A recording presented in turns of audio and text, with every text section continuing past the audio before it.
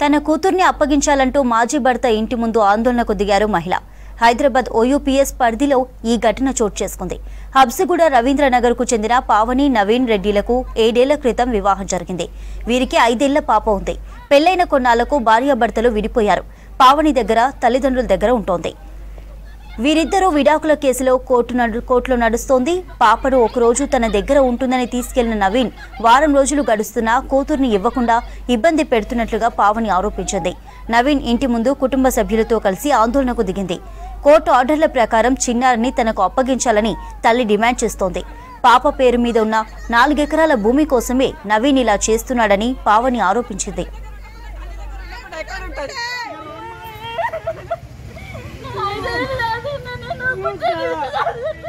మాకు 2017లో మ్యారేజ్ అయింది. అతను ఒక గవర్నమెంట్ ఎంప్లాయీ. మాకు ఒక పాప 5 ఇయర్స్ మోక్ష ఉంది. జరుగుతున్నప్పుడు కోర్టులో కేసు వేసుకున్నాము. కోర్టులో కేసు వేసుకున్న తర్వాత కూడా పెద్ద మనుషుల మధ్యలో పంచాలు పెట్టించినాం. కొద్ది రోజులు కలిసి ఉన్నాము. తర్వాత మళ్ళీ గొడవలు వచ్చి విడిపోయినాము. అయితే పాపని నేను హ్యాండ్ ఓవర్ చేయలేదు.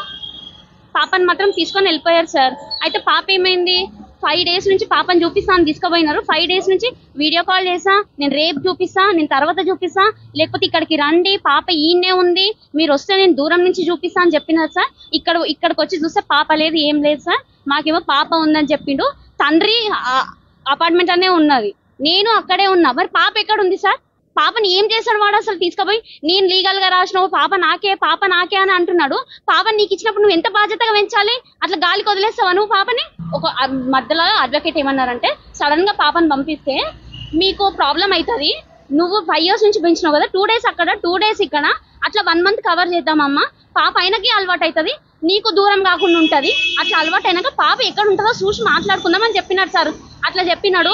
నేనేం చేసిన, సరే తండ్రి దగ్గర తీసుకొస్తా అని చెప్పినాడు సార్ అడ్వకేటు. సరే తండ్రి చూస్తాడు, ఎత్తుకుంటాడేమో నేను పంపించిన సార్.